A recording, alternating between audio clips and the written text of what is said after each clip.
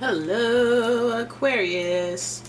It's umomgtarot, and this is your love and relationships tarot card reading. So we're gonna have a look at who we're talking about and then get into some details about your relationship and where it stands, or your special person. So let's have a look. I'm using the astrology reading cards, and here's your first card. This is the energy being brought forth. Boom, it's coming from Taurus, baby. Aquarius, you got Taurus energy. And so this is giving us a person who is, okay, well, let's read the card first. The energy around you shows the abundance of nature. It is rich, earthy, and productive, yet relaxed and slow. And so this person, very, very practical, very, very hardworking. They don't do the magic tricks. They're just like, it's just going to take some elbow grease. So that's Taurus energy. Plus there's this hopeless romantic energy where they do want to be this protector type figure in your life. So with that, they're also very stubborn. They know what's right for you. Okay, and your next card is Aquarius. It's Pisces. The energy is wistful, endlessly loving, compassionate, and forgiving. It confuses and softens resolve. So Pisces is another sign that is very emotional, very hopeless, romantic, centered. And so it's a coinky-dink that we pulled that with that Taurus energy and mentioning that because Taurus, the ruling planet for Taurus is Venus, which is the planet of luxury, which pleasure, beauty, or everything that gives you the feels through like stimulus through your like eyes or your senses, any of your senses essentially. And so it's that romance and that joyful type of feeling, like I don't know, it's like the pleasurable feelings in your life that are oriented around this sign because of Venus. But not only that, Venus does its best work in the sign Pisces. So there's a nice little feeling that works together with this person. They may be stubborn and hard on the outside, but they're ooey gooey lovey dovey on the inside. Okay. And your next card is Gemini. And this person may not have an issue professing their love or expressing themselves because they're good with their words. With Gemini, the energy is communicative, mischievous, lively, witty, and informative. Stimulating exchange is possible. So not only are they clever with their words, they're very persuasive, they're very crafty, they can talk themselves in and out of any situation. And you always leave with a sense of like, dang, they got me. Wait, what did I just agree to? Like, wait, how did they get away with that?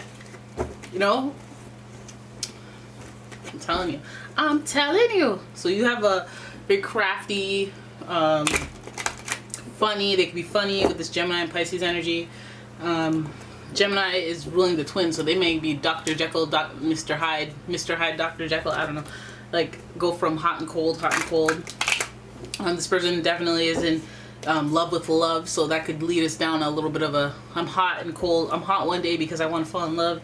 The next day I want to be by myself, do my loner thing type energy. This person's very stubborn, so they might be very like not solo and independent, but they're very sure of themselves in some areas. So let us have a look using the Angel Tarot and see what's going on with you and this person as far as relationships.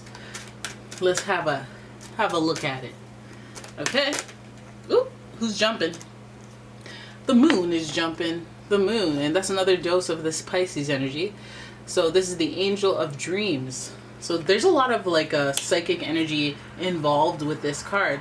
This card's also holds some secrets in here, or some feelings that have not been articulated just yet. So this person is very mysterious. They could be mystical as well. They could be very intuitive and very sensitive.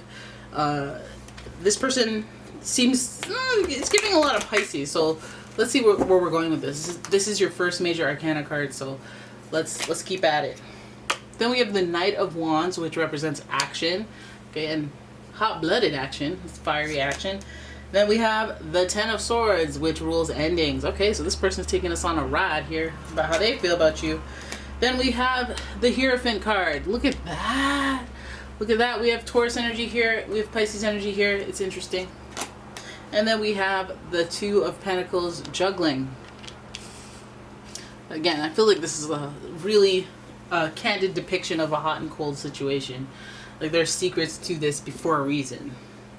When I look at these cards across the board, we have something very like, not unique, but we have something that touches on just about every energy, balanced. We don't have cups, but you know, Pisces is representing for the water energy.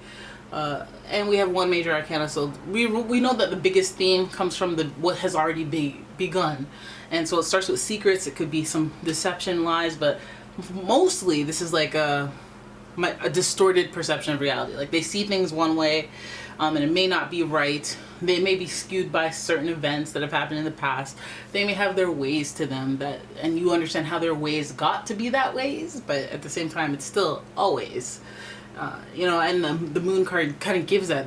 Their perception of you, it feels like it's either distorted by love goggles or distorted by like something else, okay? Because their actions here are Knight of Wands type actions. So it gives me like this impulsive energy where they're very like, they're very like, one day I love you, one day I'm mad at you, one day I'm like, it's a hot, when we're running hot, what are we doing? We're getting mad, right? Or we're getting steamy and passionate. But the aggression is there. So I feel like it's a distorted perception of reality, maybe because of the actions don't line up with the way that this person feels or the way that this person speaks or communicates. So the Knight of Wands is giving us a very deliberate action, what they're doing. They may be, I feel like there might be some lust energy involved with you too, just because of the way that they come off. Even though they vibe as a protective, hopeless romantic, they're just because they're crafty and resourceful with their words, they may be getting kind of the benefits of a relationship and a commitment, where they may not even really deserve it. Because we see the Ten of Swords here, and we're seeing that there's an ending involved. Now it's either your person is going through a breakup or ending an arrangement, and that's why this perception of reality is distorted. It might mean that this person, you know, they may have ended something and then they come to you and they're all happy and you're like, where's this joy coming from? Last time you screamed your face off at me and now you're all joyful, like what's going on? Come to find out, mind you, that this person got kicked to the curb. You know, there's just something else to it, and it may not be that drastic, but I feel like there is an ending that is alley-ooping onto this person's projection when they come in contact with you. I feel like this person, you know, if you look at their actions, you may get your answer. If you don't get caught up in the whole feelings of lovey-doveyness and hoping for the best, I feel like it's like a warning to follow your intuition and accept things for what they are. If you're here to just have a good time, let that good time only last for that night. It could last forever if you can, you know, arrange it that way. But if you expect more, I feel like there's like an abrupt ending that almost even feels like a betrayal right in the middle of your spread with this person. So I feel like, again, the hot and cold energy of it all might feel like, oh God, this is a permanent end. This is the ending of all ends, right in the middle. But it's in the middle. That means there's more to the story after the fact. And we see that with the Hierophant. That is like going from cut off, you're done, you're finished, I ain't never gonna talk to you again, like you're dead to me, you're done. And then we go to the Hierophant, who is the angel of, yes, blessings, but this is the Hierophant. This is commitment.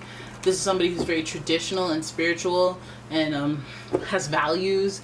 So it goes from cold to hot real quick. Like, it's weird. It's like lustfully this person might come into your life, and then, you know, that Gemini energy, that persuasiveness, that, you know, you might feel, I don't want to say dupes, but you might feel like, damn, I should have, you know, not assumed a bunch of things based on how this person was talking, what they were saying, and their actions, and yada, yada. I should have made them sign a contract. Damn it, we're together now. Oh, yeah. You know, what are we? So then that is also that Taurus energy. So you may have that stubborn energy yet again with this person, where they can talk their way out of the, you know, personal accountability. They could talk their way out of, well, you know, we didn't really say we were anything. I was just stressed out and I needed a good time, huh? You know, so like, just be wary. If that's okay with you, then that's totally cool. But if it's gonna wreak emotional damage, then it's just like, nah, let's talk about this stuff before. I don't care how uncomfortable you get now with the truth. I'm gonna be uncomfortable if you're lying, and if I'm not perceiving the truth, because I think my perception of reality will be a bit distorted. It will be through the love goggle lens. So being clear with this person, you know, could be. Some of you want the fun, you want the lust. Some of you want it, so it's just like, you know, you can go for it if you want. You know, it's been a minute, but at the same time, I don't know. There's this abrupt end in the middle. Right in the middle, we go from 0 to 10. We go from, you know, embracing action and moving things very quickly. We see the cheetah. And then we go to an abrupt halt. So, you know, who knows what's going on there. All I know is that the Hierophant is associated with a commitment that is as serious as marriage. As serious as taking the relationship to the next level. But this person does have a relationship on their mind. I just don't know which one is the most important, because we see some juggling. We see this person going back and forth with the Two of Pentacles. They go back and forth between two people. I think it's you and the other person. I think that when they stop talking to you, they're trying to talk to the other person. And some of you guys don't like to be competition. Some of you guys understand competition and are like, I get it. You know, they're not my number one pick either. I don't care. I got a whole network of people. You know, but some of you guys are like, what does it take to be number one? Some of you guys want to fight for it. Like, that's my boo. I'll fight for my boo. Alright? But that's what you're, you know, that's what they're handing out. They may not necessarily be fully committed as far as this reading. It shows potential for commitment, but it's just like a question of who they're committing to. It feels like they're going back and forth. It feels like they're juggling, trying to be nimble, keep people separate, and not straight up lie to people and be deceptive, but at the same time be very impulsive with actions and very, like, you know, distant, or, you know, distort your perception of reality by not really giving you all the information, not letting you be aware of everything that's really going on. All right? So they want to milk it. They want to benefit as much as possible without, you know, relinquishing too much control, too much power. And, you know, that's their Taurus energy for you. And the Pisces thing is like, they may be the type to just be in love with love and the good feels and the good vibes of cuddling and kissing and embracing. They may just want that kind of stuff and not really want anything beyond that.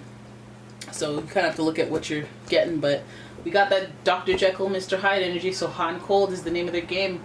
And, you know, it might be the name of your game too. They might be a temporary fix for you as well. So I know how you be with them, the air sign compartmentalization thing you have going on there. Alright, so there it is. That's your reading. I hope you guys enjoyed it. If you did, please give the video a thumbs up and subscribe to the channel. Leave a comment, share the video, and if you'd like your own personal reading, go ahead and check out the description. There is a link to my website, as well as a link to my Etsy shop where I sell candles, gemstones, jewelry. You guys, this shop is blown up full of metaphysical stuff that leave good omens and stuff like that. Like, I have rose quartz necklaces coming out soon, and you know, you have to full moon and Reiki that stuff before you put it out. You can't just slap some things together. But anyways, those aren't out yet, so I shouldn't take too much time talking about them. Thank you so much for watching, guys. I will see you in the next one. Bye bye. Minnie says bye too.